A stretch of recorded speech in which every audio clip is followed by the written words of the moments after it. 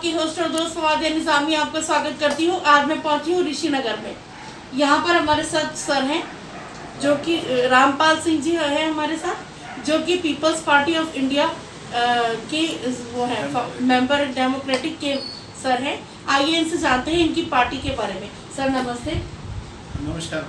नमस्कार सर, आपसे जानना चाहते हैं, आपके चैनल का बहुत बहुत धन्यवाद कि आप इधर आए और 2 मिनट बातचीत। ठीक है सर। सर आपसे जानना चाहते हैं, आपकी पार्टी जो people's party of India democratic है वो यहाँ उत्तराखंड में अस्तित्व में आ रही है। सर आप थोड़े से अपनी पार्टी के बारे में कुछ बताना चाहेंगे? हाँ श्योर। देखिए, देश में सब पार्टियाँ हैं और चूंकि वो पार्टी देश के लिए काम नहीं करती बल्कि अपने वर्चस्व के लिए या अपने खुद के लिए काम कर रही है ज़्यादातर। और इस देश में ये देश संविधान से चल रहा है और संविधान की तरफ किसी का ध्यान नहीं। संविधान जिस दिन से लागू हुआ वो बाबा साहब ने संविधान को पार्लियामेंट में देते हुए प्रेजेंट करते हुए ये कहा था कि ये महज एक बुक है, अगर इसको इम्प्लीमेंट करने वालों की नीयत साफ रही, ठीक रही, तो ये बहुत अच्छा संविधान देश में लागू होगा और साबित होगा। अगर उनकी नीयत में कोई खोट रहा तो ये संविधान, अगर हम रहे उस समय जब ये इम्प्लीमेंट होगा या बाद में, तो हम इसको खुद ही डिस्ट्रॉय कर देंगे। तो वो जो पार्लियामेंट में उन्होंने अपना वक्तव्य दिया था, आज अगर हम उस परिप्रेक्ष्य में सोचें और देखें तो वो बिल्कुल ठीक है। संविधान को जिस विचार के साथ लागू होना चाहिए था, जिन लोगों ने लागू करना चाहिए था, उसको ठीक तरह से वो लागू नहीं किया। क्योंकि बाबा साहब के विचार को अगर हम देखें वर्ल्ड वाइड, तो जिन जिन देशों ने उनके विचार को अपनाया वो आज कहां से कहां पहुंच गए, है ना।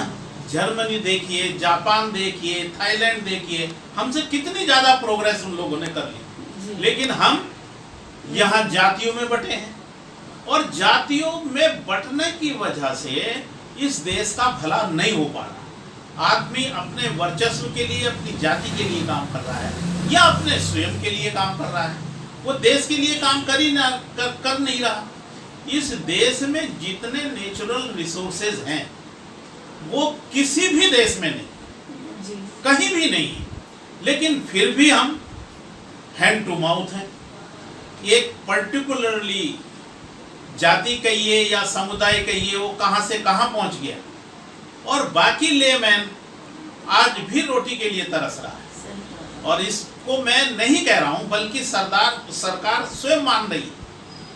मोदी जी का 80 करोड़ लोगों को खाना प्रोवाइड कराना, राशन देना, इस बात का संकेत है कि इस देश से गरीबी मिटी नहीं और कम भी नहीं, बल्कि बढ़ी है ना।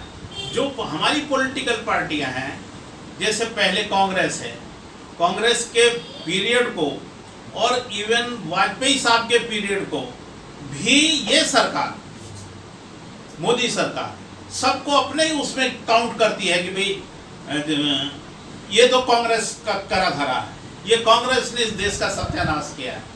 जबकि वाजपेयी जी बीच में रह चुके हैं, है ना, और भी जनता पार्टी बीच में रह चुकी है, लेकिन उनका कहीं कोई नाम नहीं। देश में जो भी कुछ घट रहा है उसके जिम्मेदार आज की तारीख में अगर देखा जाए तो मोदी जी। बाहर जाकर तो वो ये ऐसा बोलते हैं कि मैं बुद्धा की लैंड से आया हूँ, मैं बुद्ध लैंड से आया हूँ, और वहाँ भीख मांगते हैं, है ना। हमारे देश को ये चाहिए, हमारी हेल्प करिए, हम ये इम्प्लीमेंट करना चाहते हैं। अरे भाई, जब बुद्धा की बात को मान के, बाबा साहब की मान को, देश की बात पे विचार करके, उनके विचारों से दूसरे देश कहां से कहां तक पहुंच गए, बढ़ गए आगे, है ना। तो आपने वो क्यों नहीं इम्प्लीमेंट किया? आप तो सरकार में बैठे हैं, सब कुछ कर सकते हैं और अपने मित्रों के लिए सब कुछ कर भी रहे हैं, है ना, और बाकी को सबको टलका रहे हैं। किसानों को उन्होंने ये वायदा किया था कि आपकी 2 साल में हम आय दुगनी कर देंगे। कहाँ हुई है? कहीं भी नहीं हुई, है ना। बल्कि उनकी समस्याएं जस की तस हैं और वो बढ़ी हैं, क्योंकि आपने खाद महंगा कर दिया, आपने बिजली महंगी कर दी, उनके जो इंस्ट्रूमेंट खेत में काम करने वाले वो महंगे कर दिए। तो इससे अगर हम ये देखें कि नारा तो ये था कि अच्छे दिन आएंगे, लेकिन अच्छे दिन किसके आए? केवल चंद लोगों के, केवल 5% लोगों के अच्छे दिन आए हैं। जो उस समय मोदी की सरकार से पहले अगर वो करोड़पति थे तो आज संसार में वो तीसरे नंबर पे हैं, कहीं दूसरे नंबर पे हैं। तो इस देश का भला कहाँ हो? और मजे की बात देखिए, एक काश्तकार अगर लोन लेता है 5-10 हजार का और वो नहीं चुका पाता बाई चांस, तो उसकी तो जमीनें भी नीलाम हो जाती हैं, है ना। और आपके मित्रों को करोड़ों रुपया आपने लोन दिलवाया बैंक से, और वो करोड़ों का लोन लेके वो चंपत हो गए। आपका ये वायदा था कि भाई हम काला धन विदेश से वापस लाएंगे और हर एक के खाते में 15 लाख रुपए मिलेंगे। कहाँ मिले वो? अब अपने मित्रों को अरबों रुपए दे के, और इवन उन्होंने जो है ये कमिट भी किया है, जो गुजरात के थे नीरव मोदी, उन्होंने ये कमिट भी किया है कि हम यहाँ से बाहर गए, सरकार की राय थी उसमें, है ना। जो पहले फाइनेंस मिनिस्टर थे, फाइनेंस मिनिस्टर को उन्होंने कोड किया है कि हमने 35 करोड़ रुपया देकर उनको, और हम खुलेआम जो है भारत से और विदेश में आ गए, है ना। तो हम ये देख रहे हैं आज की तारीख में, जो ये कह रहे थे कि भाई अच्छे दिन की पार्टी अभी यहाँ उत्तराखंड में अस्तित्व में आ रही है, तो आपसे एक क्वेश्चन पूछना चाहूंगी कि आपकी पार्टी कैंडिडेट उतारेगी क्या आने वाले निकाय नगर चुनाव में? हाँ, बिल्कुल उतारेगी। हम लोग इस पे काम कर रहे हैं ऑलरेडी, है ना। नगर निगम के जो चुनाव होने वाले हैं और डिक्लेयर भी हो जाएंगे शॉर्टली, तो इसमें हम अपने कैंडिडेट खोजेंगे और वह इस पे काम चल रहा है। जी सर, आपसे एक सवाल और पूछना चाहूँगी। जैसे आपकी पार्टी है, आप इसमें मतलब लोगों को जोड़ रहे हैं इस तरीके से, मतलब जैसे एज अ कार्यकर्ता, एज अ वॉलंटियर, इस तरह से। तो सर जैसे मतलब इसमें कोई एज वगैरह या कोई ऐसा तो नहीं कि ये लोग ज्वाइन कर सकते हैं या नहीं ज्वाइन कर सकते? कोई भी ज्वाइन कर सकता है? नहीं, इसको कोई भी ज्वाइन कर सकता है। वो इस देश का वासी होना चाहिए और बेसिकली वो मूल निवासी होना चाहिए। क्योंकि इस पार्टी में अभी हम किसी को एंटर नहीं कर रहे, क्योंकि हमारे सामने इतिहास है मैडम, है ना। जो भी पार्टी बनी है वो टूटी जरूर है, और वो तोड़ने वाले उनको केवल एक ही कम्युनिटी के लोग हैं, ब्राह्मण, जो इस देश में राज कर रहा है, सदियों से राज कर रहा है ना। और आगे भी वो ये दावा करता है कि सन 47 तक हम ही लोग राज करेंगे, जैसा आप न्यूज में सुनते भी होंगे, है ना। तो भाई आपके तो सीधे सीधे ताल्लुक जो हो ईश्वर से हैं, जैसा आप डिक्लेयर भी करते हैं। तो ऐसा हो भी सकता है कि भाई अगर ईश्वर से आपके तालमेल है तो 50 तक भी आप जा सकते हैं। लेकिन अगर हम व्यवहार में देखें तो मैडम, संसार में व्यक्ति ने जन्म लिया है और व्यक्ति मरणासन स्थिति में जाएगा और मरेगा, है ना। तो फ्यूचर किसी ने नहीं देखा, फ्यूचर किसी ने नहीं देखा कि कल क्या होना है, क्या नहीं होना है, मोदी जी रहेंगे या नहीं रहेंगे, मैं रहूंगा या नहीं रहेंगे, क्या इसको कौन जानता है? सही बात है ना, वाला ही जानता है। हाँ, हमने जो है यहाँ जब विधानसभा इलेक्शन हुए थे 22 में, तो तब 21 लोगों को आइडेंटिफाई किया था। 21 में से 11 लोग चुनाव लड़े, 11 लोग चुनाव लड़े।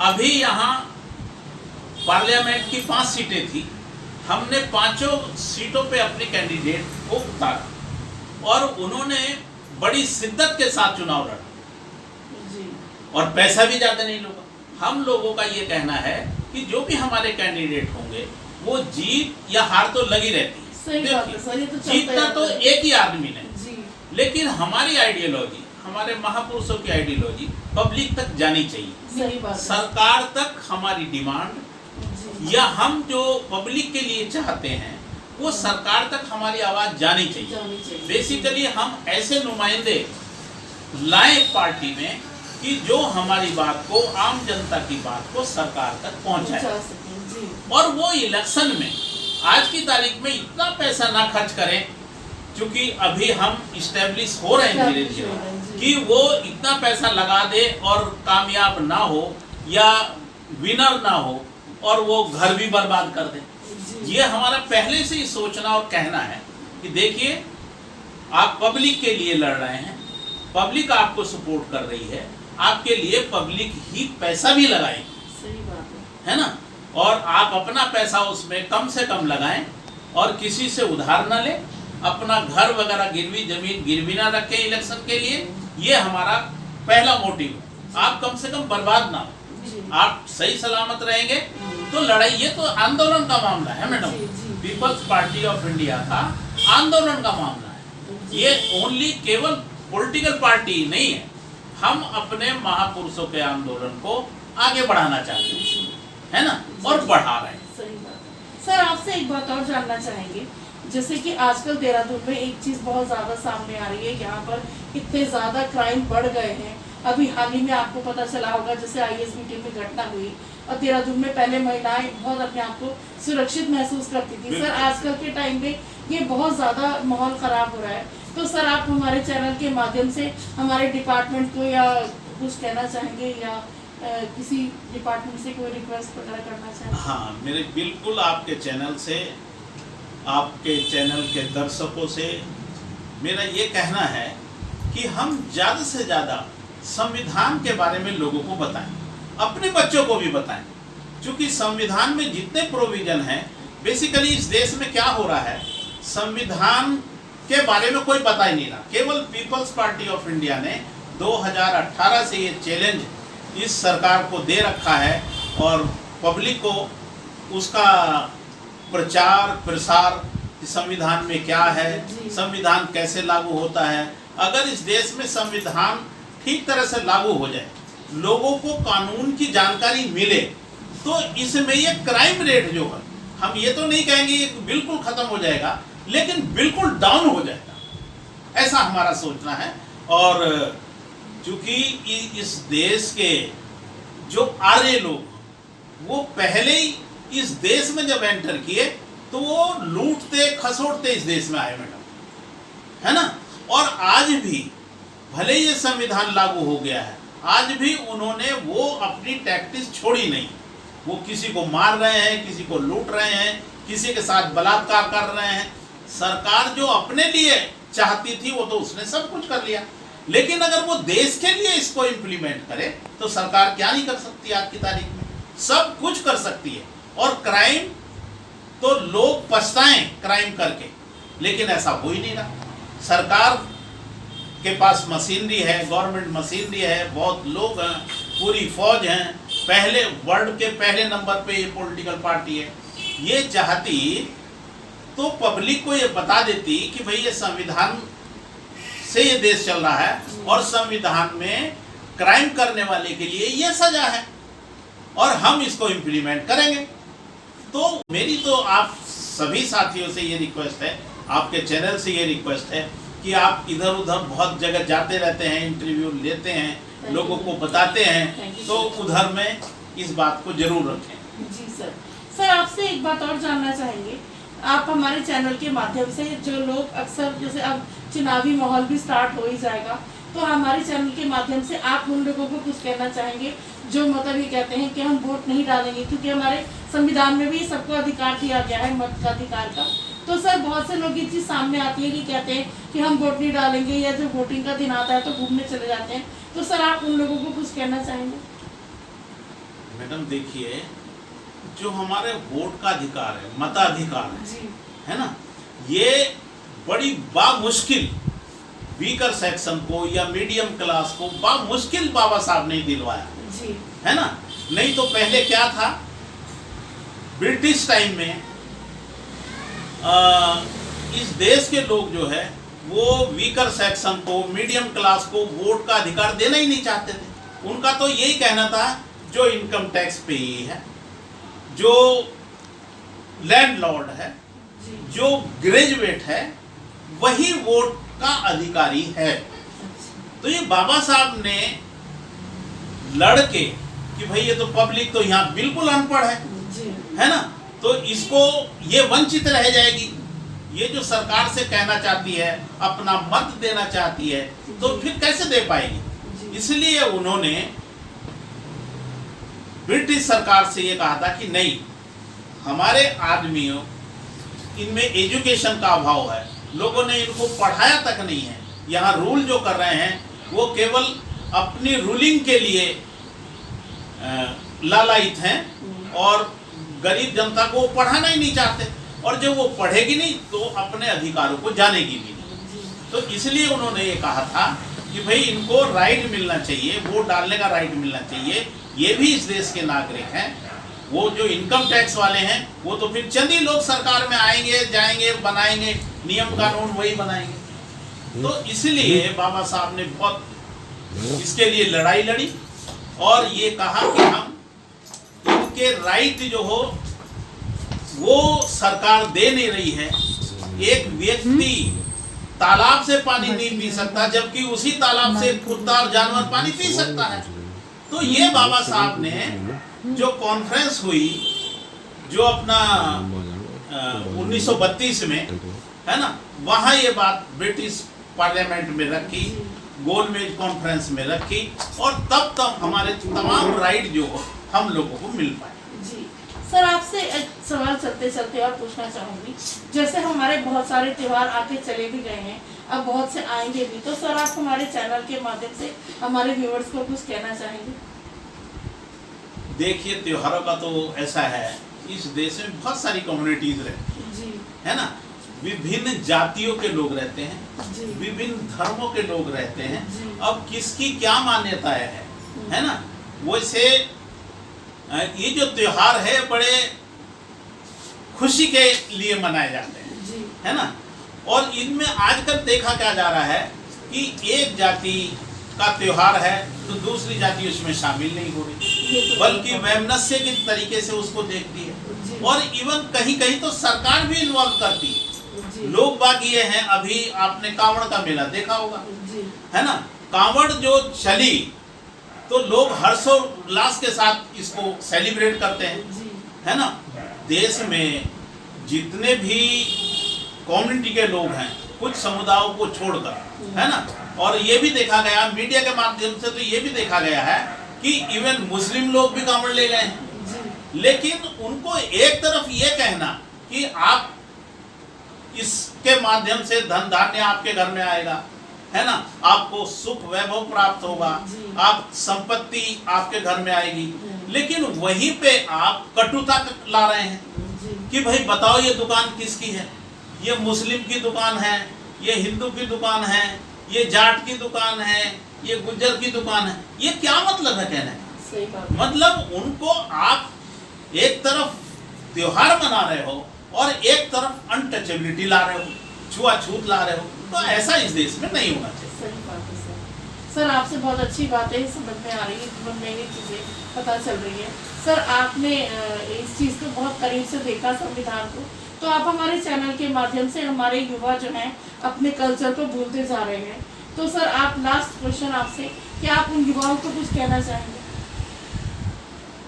बिल्कुल कहना चाहेंगे। देखिए, आप इस देश के बासिंदा है, इस देश में रहते हैं, और कानून को जानिए, इस देश के कल्चर को जानिए। इस देश में जो महापुरुष इस देश को बनाने के लिए जिन्होंने अपनी कुर्बानियां दी, बलिदान दिया, अपने बच्चों को नहीं देखा है ना, और इस देश को बिल्डअप करने में वो लोग लगे रहे, और उन्होंने बिल्डअप करने में नहीं लगे रहे बल्कि बिल्डअप बनाया है ना।